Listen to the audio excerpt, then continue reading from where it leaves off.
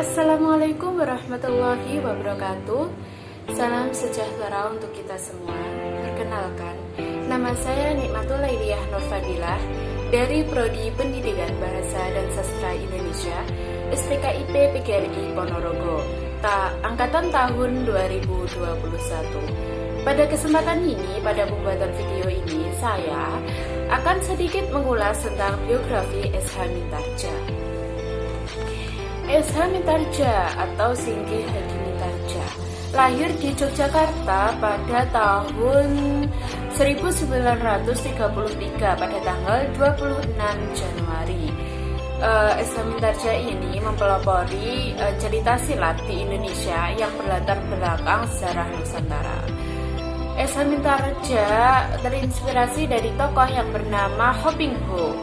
Ho Ping Ho ini adalah tokoh yang juga menuliskan cerita silat tetapi berlatar belakang di Cina.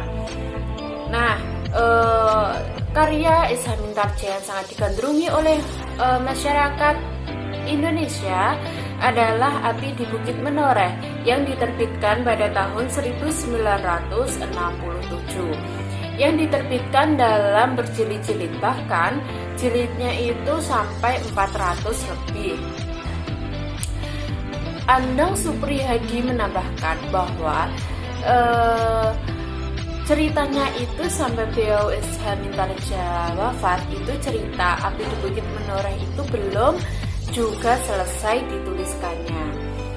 Api di Bukit Menoreh ini juga pernah diangkat ke layar lebar pada tahun 1971.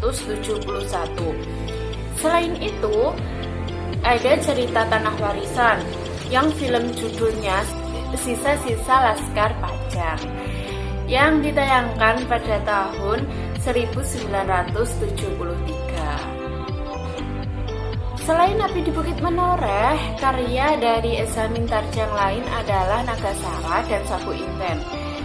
Dari kisah-kisah itu semua melahirkan juga tokoh yang bernama Mahesa Jenar. Selain menulis, S.H. Mintarja juga menulis cerita ketoprak, di antaranya Ampak-ampak Kaligawe, Kembang Kecubung, Kembang Tumelung, dan Prahara. S.H. Mintarja bekerja di bagian kesenian Jawaten, kebudayaan, dan terakhir bekerja di bidang kesenian Kanwil Dapikbud, Daerah Istimewa Yogyakarta. S.H. Mintarja wafat pada 8 Januari tahun 1999 setelah dirawat karena penyakit jantung dan ginjal. Jenazahnya dikebumikan di pemakaman Arimeta, Jalan Taman Siswa, Yogyakarta. Menurut putranya Andang Supriyadi, Mintarja menderita penyakit jantung koroner sejak tahun 1989. Tapi beliau tetap menuliskan karyanya, tetap berkarya di dunia kepenulisan. Nah, dari karya-karya beliau beliau mendapatkan penghargaan di Sanghyang Kamahayanikan Award dari panitia Borobudur Writers and Cultural Festival. Saat itu mengusung tema memori dan imajinasi Nusantara, Musyawarah Agung Penulis Cerita Silat dan Sejarah Nusantara. Nah, di sini itu saya sangat menggandrungi, sangat terinspirasi dari tokoh yang bernama S.H. Mintarja karena S.H. Mintarja itu semangat dalam hal kepenulisan. Dan bahkan kata anaknya beliau yang bernama Andang Supriyadi tadi, beliau itu sakit tetap saja menulis gitu. Patut diacungi jempol juga atas semangat beliau dalam hal penulisan cerita silat ini. Dan ceritanya itu banyak sekali, bahkan anaknya menambahkan bahwa ceritanya itu belum selesai sampai dia wafat gitu. Dan yang saya sangat terinspirasi juga kepenulisan, kesederhanaan beliau dalam hal kepenulisan yang saya sangat kagumi. Saya membacanya, Api di Bukit Menoreh itu tidak membosankan, bahkan terus penasaran atas ceritanya gitu. Dalam hal pengaitan dalam pelajaran secara sastra, di sini saya mengambil karyanya beliau yang Api di Bukit Menoreh itu. Api di Bukit Menoreh itu diterbitkan pada tahun 1967.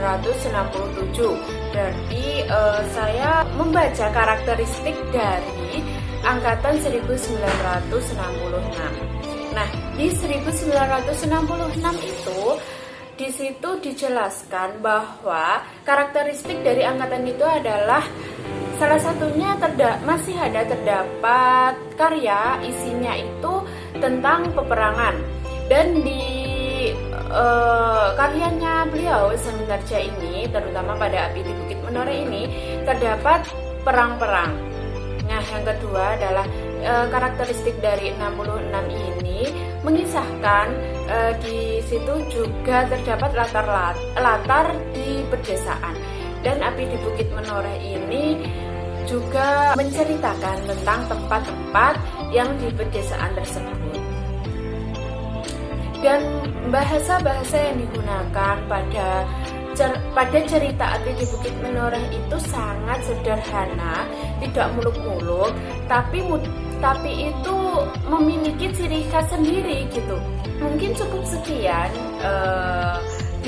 ulasan biografi sedikit ini. Semoga tokoh Samintarja menginspirasi kita semua dalam hal kepenulisan. Mohon maaf bila ada kata, bila ada ucapan yang menyakiti atau kurang sopan. Mohon maaf yang sebesar-besarnya. Dan akhirnya, wassalamualaikum warahmatullahi wabarakatuh.